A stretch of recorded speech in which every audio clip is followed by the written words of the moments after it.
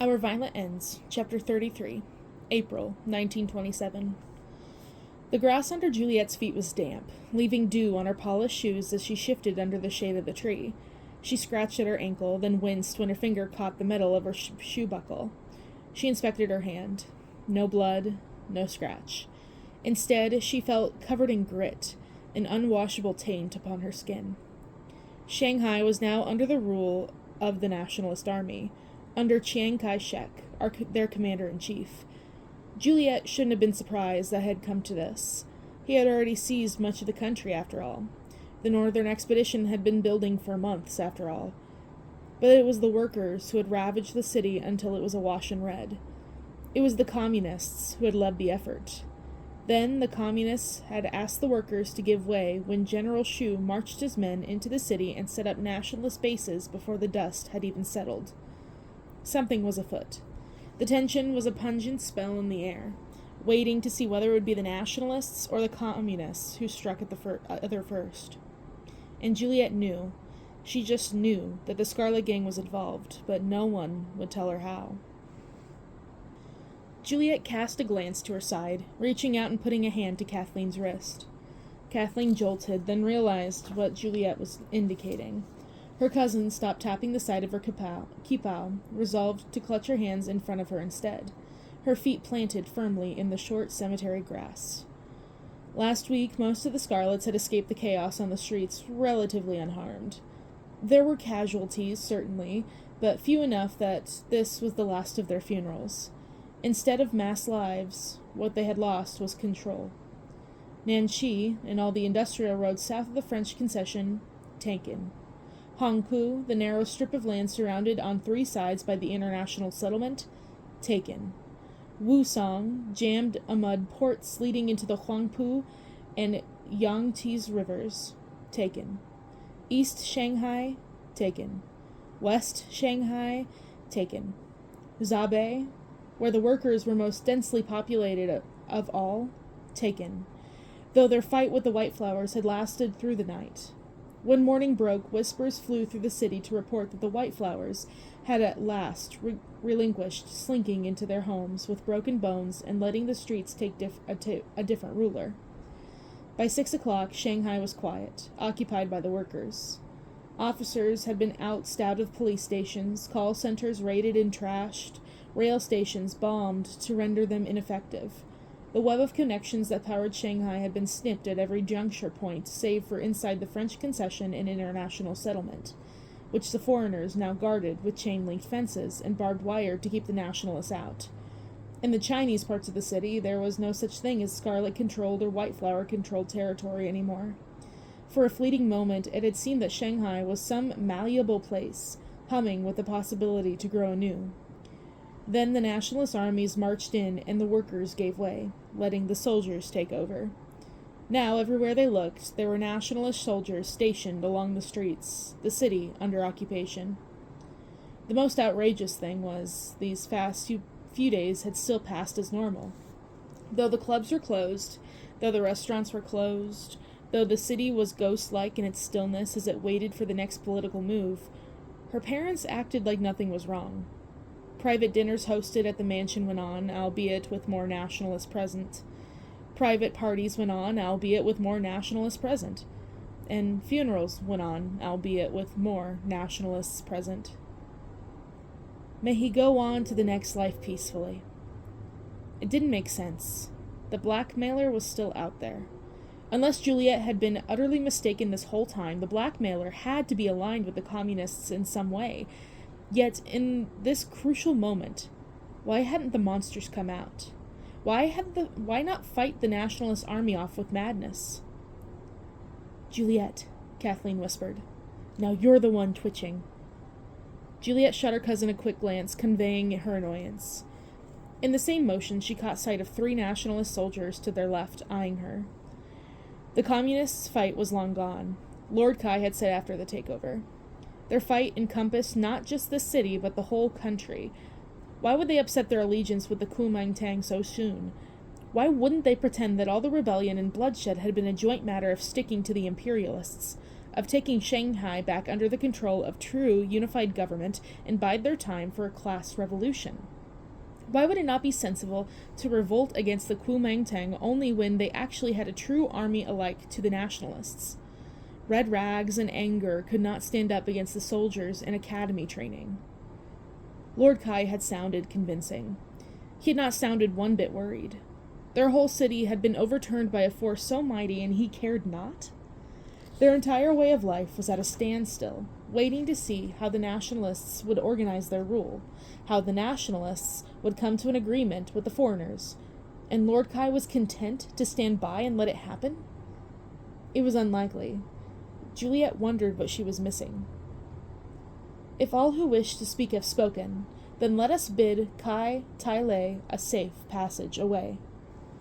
The priest stepped aside, gesturing for the relatives nearest to him to begin saying their goodbyes. Each person in the cemetery today clutched a flower in their hands, a faded pink. For though it was customary to use white for mourning, the Scarlet Gang would never use white flowers under any occasion. Lady Kai stepped up and tossed her flower into the grave. The casket already lay inside, closed as shiny as the headstone. Once the procession finished, the grave would be closed with dirt and laid softly with new grass. Juliet clenched her fists tight, nodding as her mother motioned for her to go on.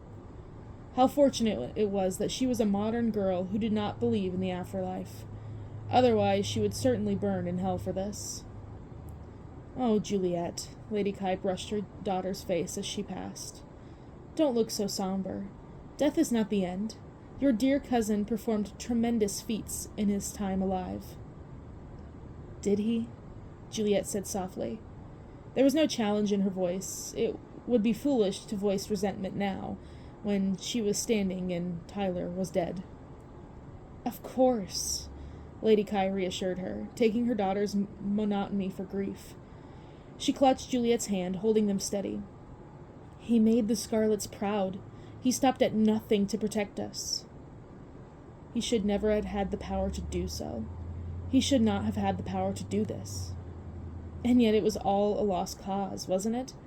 If it were not the Scarlets stopping at nothing to consume the city, it was someone else. I will go pay my respects, Juliet rasped, swallowing every bitter word that she wanted to throw in her mother's face. Lady Kai smiled, and with a squeeze onto their enjoined fingers, stepped back to let Juliet proceed.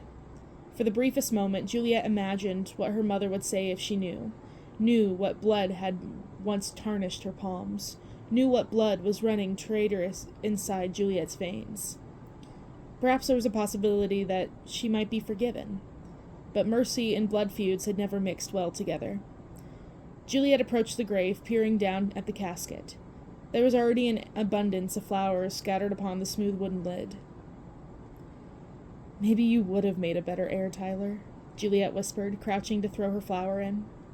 When it landed, its petals appeared far paler than the others. But I have a feeling the title is soon going to be rendered null.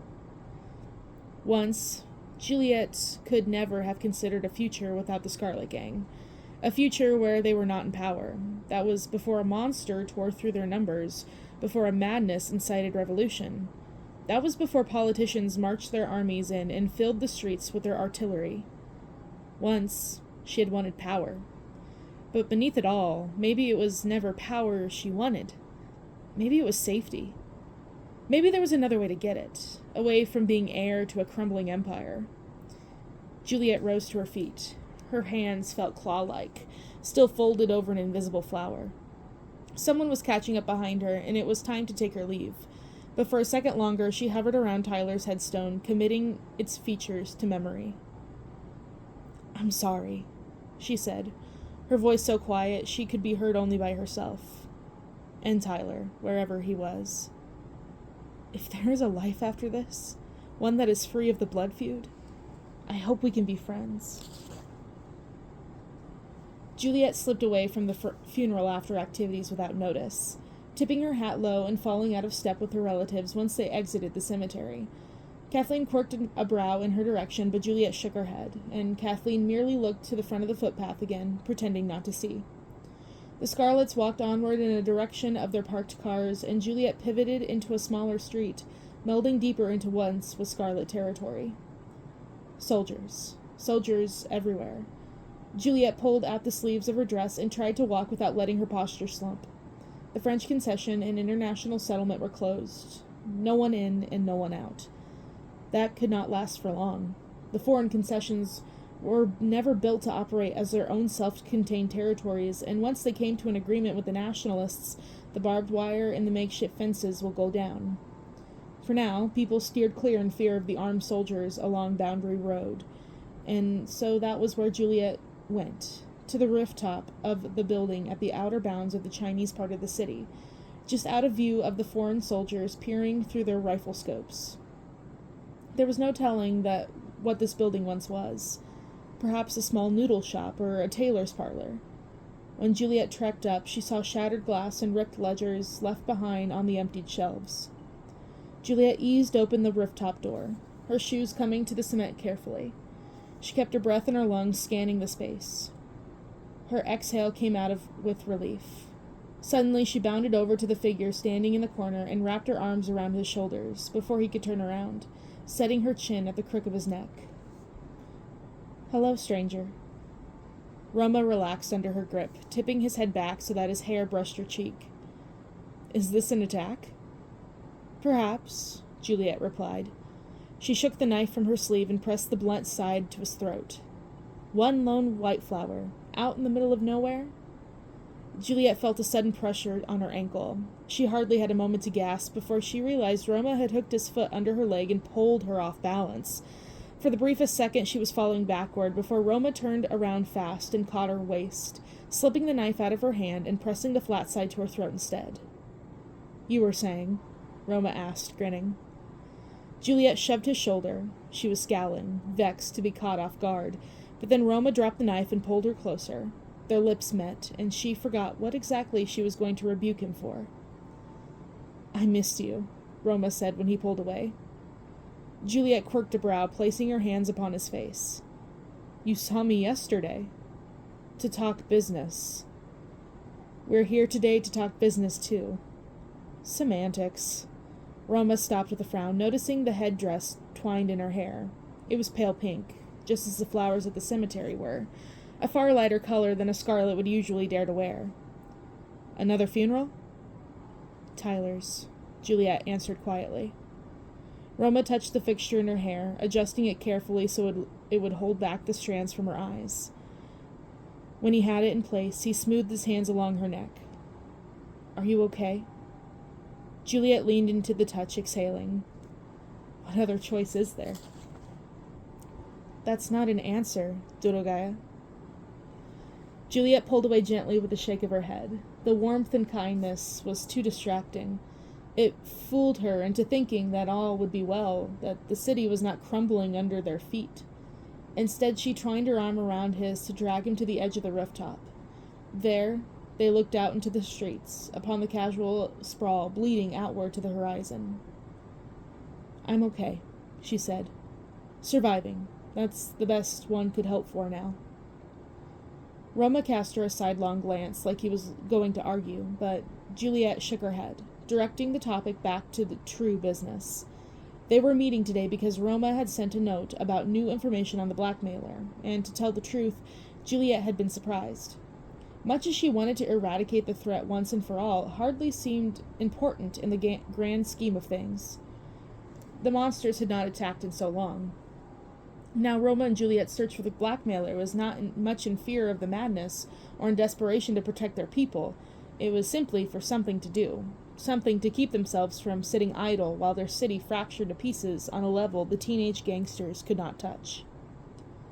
"What did you find?" Juliet asked.